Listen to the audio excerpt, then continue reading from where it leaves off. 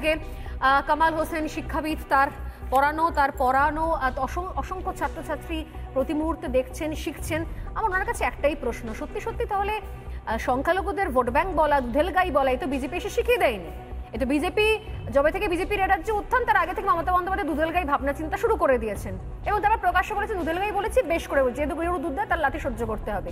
তাহলে এদেরকে কাজে লাগানো, এদেরকে দুধেল গাই বলা একটাই কারণ, যাবতীয় আজকে সিদ্দিকুল্লাহর এজেন্ডা ক্লিয়ার করে দিয়েছে, মুখোশ খুলে দিয়েছে তারই দলের পঞ্চায়েতের স্তরের নেতা। অর্থাৎ এদেরকে কাজে লাগবে কেন, দুধেল গাই কাজে লাগবে কেন? ভোট লুট করতে, বোমা বাঁধতে, হাতে ইট তুলে দেবো, পাথর তুলে দেবো, আর তারা এরা আগুন জ্বালাবে। মানে ইকুয়েশন সহজ একদম। অথচ আমি মুখে কি বলছি, সম্প্রীতির বার্তা। রাম মন্দির হলে এখানে নাকি সম্প্রীতির মিছিল। আমি সত্যি জানতে চাই আজকে কামাল হোসেন সাহেব, যে সত্যি কি এখানকার ভারতীয় মুসলিমদের সত্যি কিছু যায় আসে কোথায় মন্দির হচ্ছে, কোথায় মসজিদ হচ্ছে, নাকি তারা পশ্চিমবঙ্গে যারা রয়েছেন তারা বেসিক্যালি কাজ চান, শিক্ষা চান, সুস্থ জীবন চান? এই রাজনীতিটা করে এদের ঘাড়ে চাপিয়ে দেওয়ার কি মানে? দেখুন, যেটা এই বেশ কিছু বছর যাবৎ আমি বুঝছি সেটা হলো সম্প্রীতির সর্বনাশ, মমতা ব্যানার্জির পৌষ মাস। কটা দিন ধরে আমি যেটা বুঝছি, এবং দুটো ফ্যাক্টর কাজ করছে। একটা ফ্যাক্টর হলো যে সারা ভারতবর্ষে বিজেপি শাসিত রাজ্যে যেখানে টুকটাক মুসলিমদের ধোলাই হচ্ছে, সেইটা এই বিজেপি জুজু মমতা ব্যানার্জির সবচেয়ে বড় হাতিয়ার এক। আর ২ নম্বর হচ্ছে ইমাম আর মুয়াজ্জিম ভাতা দিয়েই ইমাম মুয়াজ্জিমদের পুরো ইমানটা কিনে নিয়েছে মমতা ব্যানার্জি। আর আমরা দেখেছি গ্রামেগঞ্জের গরিব, কম শিক্ষিত মুসলিম, তাদেরকে আমি অপমান করছি না, কম শিক্ষিত, তারা কিন্তু ইমামদের কথায় ওঠে আর বসে। সুতরাং এই দুদিক থেকে কিন্তু মমতা ব্যানার্জির দল প্রচুর রিচ করে ফেলেছে গ্রাম থেকে গ্রামান্তরে, এটা একেবারে পরিষ্কার।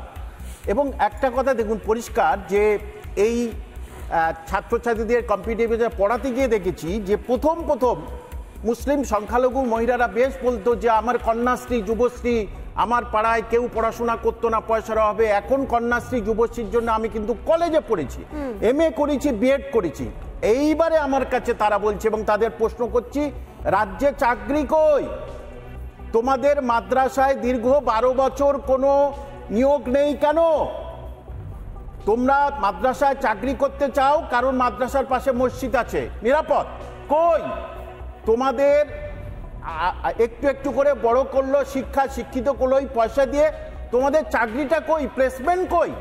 একইভাবে স্কুল সার্ভিস কমিশনের ক্ষেত্রেও সেই একই পদ্ধতি। এবং এই ক্ষেত্রে কিছু ওই যে সিদ্দিকুল্লাহ চৌধুরী, বর্তমানে যিনি আবার গেছেন সাধারণ সম্পাদক হয়ে, এদের মুখগুলো দিয়ে ওই যে প্রান্তিক গরিব সংখ্যালঘু মুসলিমদের কিছুটা বলে দেওয়া, দেখো এই সমস্ত মুসলিমরা আমার কাছে এসেছে, তাহলে হচ্ছে তোমরা দেখো আমি তোমাদের কতটা না ভালোবাসি। কিন্তু কতটা যে সংখ্যালঘুদের উন্নয়ন করছে, কারণ তারা, আমি আগেই বলেছিলাম আবারও বলছি, CPM-এর পর থেকে মুসলিমরা মনে করেছিল মমতা ব্যানার্জিকে যদি নিয়ে আসি তাহলে বোমা, বন্দুক আর থাকবেই না আমাদের হাতে ধরাবে পেন, পেন্সিল, কলম, কোরআন।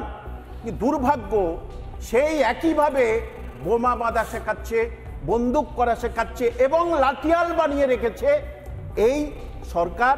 সেটা সংখ্যালঘুরা যেদিন বুঝবে সেদিন কিন্তু সংখ্যালঘুদের আর মাথা তুলে দাঁড়ানোর কিছু থাকবে না। সংখ্যালঘুরা একেবারে পুরো কঙ্কালের মতো হয়ে যাবে। দেখুন, এক লিডার সে আমাকে বলছে যে কতজন তো মরে কামাল সাহেব, তো একটা বাচ্চা মেয়ে মরেছে তাতে কি আছে? কিরকম ধরনের সংখ্যালঘুদের ইমানটাকে ছিস করে নিয়ে তাদেরকে কিরকম নিরেট মূর্খ করে রেখেছে। মানে মগজ ধোলাই, ওই হীরকরাজের ভাষায় বলতে হয় মগজ ধোলাই করা হয়েছে দিনের পর দিন। পরিষ্কার যে এইটা, যে এই সরকার থাকলে একমাত্র তোমরা থাকবে, তোমাদের মতো করে থাকবে, বাকি অন্য কিছু 19-20 হয়ে গেলেই সর্বনাশ। অথচ আমি যা কিছু করে দেবো সেই হিসেব আমি তোমাদেরকে দেবো না। কিন্তু সেটা তো কিছু হচ্ছে না। যে আমার কথা, আপনারা নামাজ রোজা করুন বা যে যার হাতের কাজ করুন, দিনমজুরি করুন, এটা অনেক শান্তি। আপনাদের সন্তানদের শিক্ষিত করুন, তাহলে সন্তানরা আপনাদের বোঝাবে যে কাকে ভোট দেবেন আর কাকে ভোট দেবেন না। কারণ মমতা ব্যানার্জি থাকলেই পশ্চিমবঙ্গে সংখ্যালঘুদের উন্নয়নের বদলে তাদের আরো অধঃপতন হয়েছে, হবে এবং অদূর ভবিষ্যতে দেখতে পাবেন। আমিও শিক্ষক হিসেবে সেটা দেখেছি এবং দেখব। আমি একটু